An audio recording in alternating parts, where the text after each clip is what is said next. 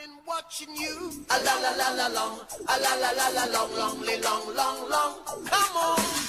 A la la la la long, a la la la la long, long, long, long. Alternatives to self-disclosure. Self-disclosure is the process of deliberately revealing information about oneself that is significant and that would not normally be known by others. However, sometimes this type of disclosure is not as ideal when communicating with others. Situations may occur where telling the truth may lead to unpleasant consequences. This is when we use alternatives such as lying, equivocating, and hinting. Lying. Lying is commonly seen as a breach of ethics.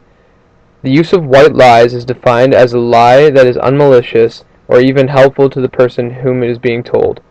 White lies are extremely common. In fact, a study of 150 people have showed that only 38.5% proved to be totally honest in their conversations. People give many excuses for being deceitful, and there are 5 main reasons. The first is to save face. This is also known as wanting to avoid embarrassment. Some people consider this lying tactful, and saving face may serve for the recipient, for example, pretending to remember someone's name that you've forgotten. The second is to avoid tension or conflict. Many times it seems easier to tell a lie to avoid a huge conflict. Next is to guide social interaction. Lying sometimes makes it seem like we can make a relationship run more smoothly. An example of this would be when we pretend to be happy when we see someone that we actually dislike. To expand or reduce relationships. Some lies are intended to encourage relationships. Lies can also reduce the relationship by making up excuses to avoid conversation. To gain power. People use lies to gain control of situations. Effects of lies. In some relationships, the discovery that you have been lied to can be traumatic. Being deceived truly makes you reevaluate every other previous message that they have told you. The occasional white lie in a typical honest relationship doesn't pose much of a threat, but the greater the lie, the greater the consequences. Equivocating. The use of ambiguous language to conceal the truth. Equivocating is another alternative to self-disclosure. Communicators have the option of equivocating when they do not want to choose between lying and telling an unpleasant truth. Sometimes they do this intentionally or deliberately. Equivocating has 3 advantages. It spares the receiver from embarrassment.